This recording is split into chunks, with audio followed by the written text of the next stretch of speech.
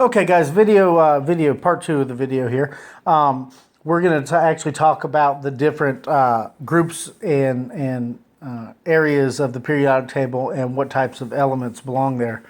All right, so we already talked about these guys down here. These are the lanthanides and the actinides, or they're also known as the rare earth metals. Rare earth metals here. All right. Now we go back up here to group one. Group one here, the alkali metals. The alkali metals are the most reactive group.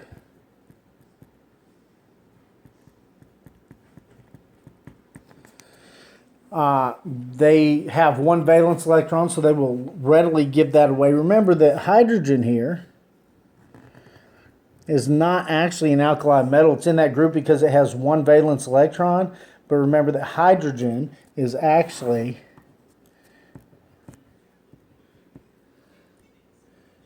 a nonmetal. And really belongs over here with this group over here, the nonmetals. So we'll talk about these guys here next then. These are the nonmetals. Now the nonmetals here is not this entire area here, but just this the area shaded light gray here. These are the nonmetals to include the noble gases over here that we talked about earlier. I'm going to go back over here and talk about the alkaline earth metals.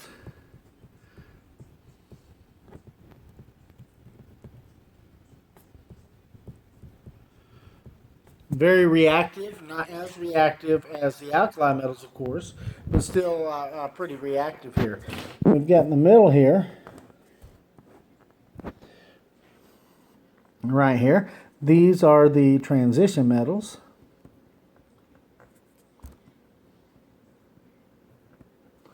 And transition metals there, like I said earlier, I'll have 1 to 2 valence electrons and are named so because they transition from the elements with the very strong metal properties over across into the nonmetals over there. Right here, and if you look at the names of these groups here, these next four, 13 through 16, we've got the boron group, the carbon group, the nitrogen group, and the oxygen group. We'll write those right here, right?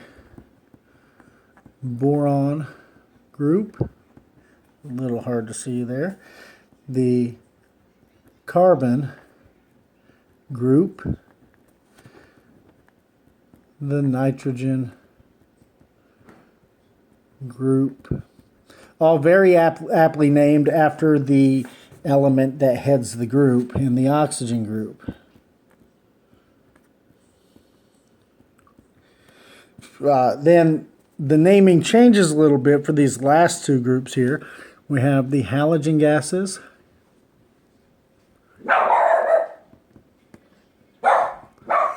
and the noble gases.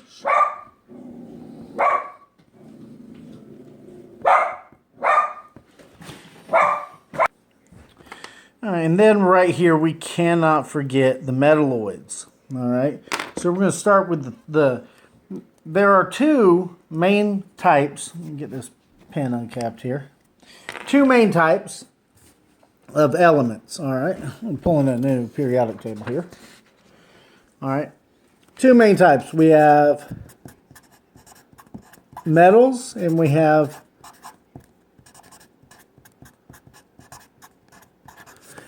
metals and nonmetals. And then, of course, we have the others that are neither metals or nonmetals, or both metals and nonmetals.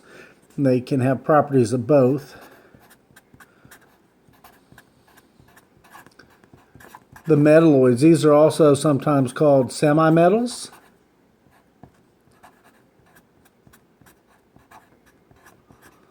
Or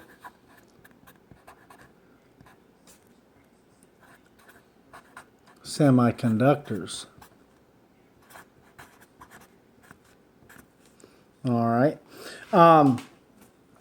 So the metalloids right here, you can either memorize the pattern that they make or memorize the 7 elements that make up the metalloids here. Or you can remember the staircase. If it starts right under boron here and then comes down 1 and over 1, down 1 and over 1, down 1 and over 1. And we've got, in the metalloids, we've got, let's see if I can get my pen there, we've got boron, silicon, germanium, arsenic, antimony, tellurium, and polonium. All right. Some people also include astatine right here. This periodic table doesn't, and I don't generally include it myself. So we've got the metalloids right there. These guys. Then up here, everything else up here is, a nonmetal. And, of course, that leaves the majority, 80% or so of the periodic table here in the metals.